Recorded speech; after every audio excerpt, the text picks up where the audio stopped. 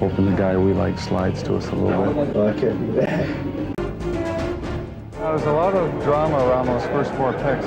So we're trading to you guys is our 4th, our 3rd next year. So you get 4 2/3 in return for the first pick overall.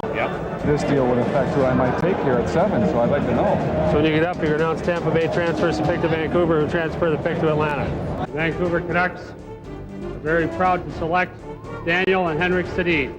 New York Rangers are very proud and pleased to select from the Calgary Hitmen, Pavel Brendel. Tim Connolly. From the Barrie Colts, Brian Finley. Washington Capitals are happy to select Chris Beach. Nice to meet you. It doesn't end with the draft. My ultimate goal is to be the best player I can be in the NHL, and that's what I'm in the gym for. He's doing pretty well for his first pro scrimmage. He can pass the puck well. Yeah. He's going to be a really good player. Obviously, it'd be great to play this year, but knowing what happens to 18-year-olds their first year in the league, it'd probably be better for me to play another year junior. Hey, welcome to Intangibles for Performance, presented to you by A-Mind Training, myself, Chris Beach. Today we'll be talking about self-esteem and optimism. And now if you've been following the first 2 videos, you'll see a trend. And essentially, I'm chronicling my hockey experience from the age of 13, 14 on upward. And I'm doing so to link these flourishing strengths to real world experience, because every strength that I talk about is validated through research to be strengths required for peak performance, well-being in academics, as an athlete, or as a career person. For example, today's self-esteem and optimism.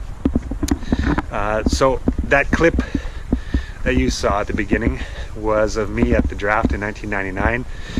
A lot of hype in that draft. Big trades right before it started. Up until that point, again, my journey was full of hype. High Bantam draft pick. Great first 2 years of junior, and then now 7th overall to the Washington Capitals. And so there was a lot of hype. I was doing TV interviews, and first of all, I think that mock neck was brought back by Austin Matthews this year at the All-Star game. Also, I'm kind of okay that I don't have that hair anymore. But anyways, a lot of hype, and it would look, again, from the outside looking in, it would be a kid with a lot of confidence, self-esteem, optimism, and to a certain degree there was, but it was the start of building something that was fragile, because a lot of that self-esteem and optimism was built on these external validations, these external comparisons. And from the age of 13, 14, I was being called the next Guy Lafleur.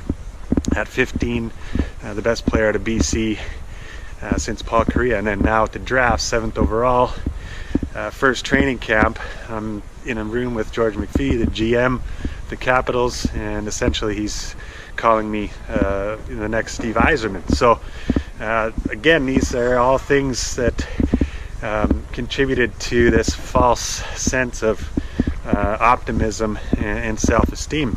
And I think that the point being is I put way too much weight on all that stuff. There was a lot of work left before I got anywhere near those types of players. But in my mind, I was already there. And you got to believe, but you also have to understand that you need some balance, and you need some balance with that recognition, and you need some balance with the type of motivation and the type of feedback that you're getting, and it would catch up to me down the road, which I'll get into in this series. So self-esteem, optimism, how do we build it?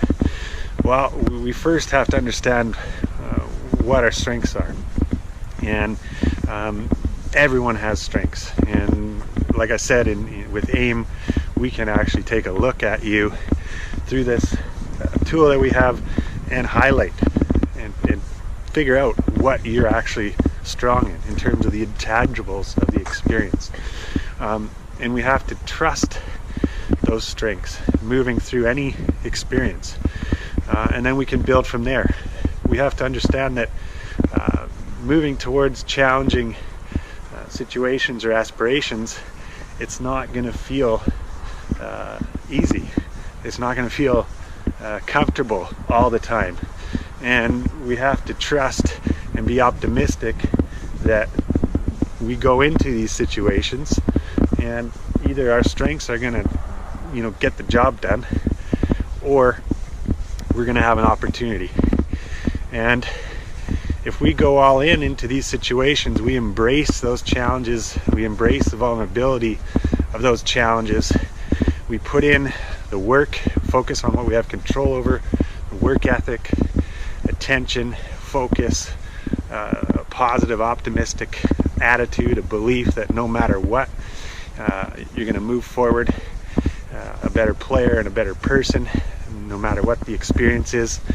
If this is our approach and this is our perspective, we will build self-esteem, solid self-esteem and optimism, and also obviously leading into consistent and solid confidence.